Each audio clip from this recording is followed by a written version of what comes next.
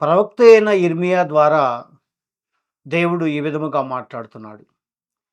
యెహోవాయే నిజమైన దేవుడు, ఆయనే జీవము గల దేవుడు అని చెప్పబడుతుంది. నిజమైన దేవుడు, జీవము గల దేవుడు.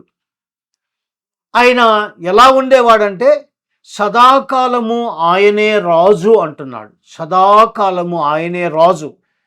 ఇక ఆయన కంటే రాజులు ఎవ్వరూ లేరు.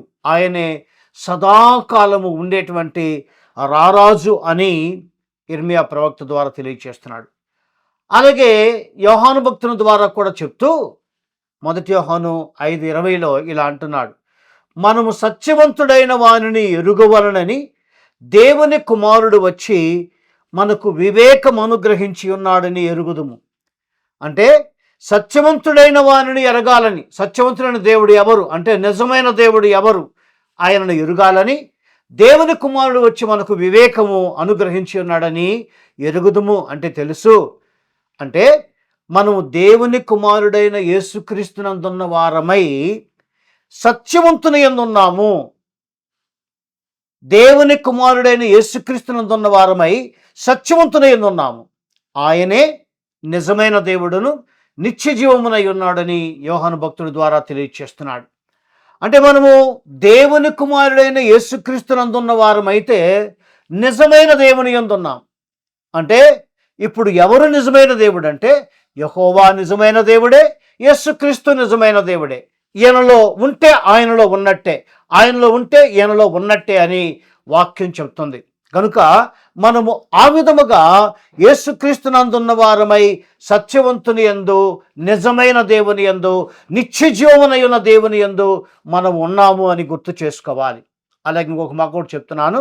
యోహాను సువార్త 3:36 కుమారుని యందు విశ్వాసం ఉంచువాడే నిత్య జీవము గలవాడు. కుమారునికి విధేయుడు కానివాడు జీవము చూడడు గాని దేవుని ఉగ్రత వాని మీద నిలిచి ఉండును అని అన్నాడు. గమనించారు కదూ, మనము సత్యవంతుడైన వారిని ఎరిగి ఉంటే దేవుని కుమారుడు వచ్చి మనకు వివేకం అనుగ్రహించి మనల్ని వెలిగింపజేశాడు. కుమారుడు యందు యేసుక్రీస్తునందున్న వారం అయితే సత్యవంతుని యందు ఉన్నాము, నిజమైన దేవుని యందు ఉన్నాము, నిత్య జీవం పొందగలిగే వారం ఉన్నాం. అంటే కుమారుని యందు విశ్వాసం ఉంచువాడే నిత్య జీవము గలవాడు. ఆ కుమారుని యందు విశ్వాసం ఉంచకపోతే సత్యము తెలియదు, నిత్య జీవం మనం పొందలేము, సదాకాలం దేవునితో కూడా ఉండలేము అని దేవుని వాక్యం మనకు తెలియచేస్తుంది. కనుక మనము తెలుసుకోవాల్సింది నిజమైన దేవుడు ఎవరు, జీవము గల దేవుడు ఎవరు, లేక నిజమైన దేవుడు ఎవరు, నిత్య జీవం ఎవరి దగ్గర ఉంది.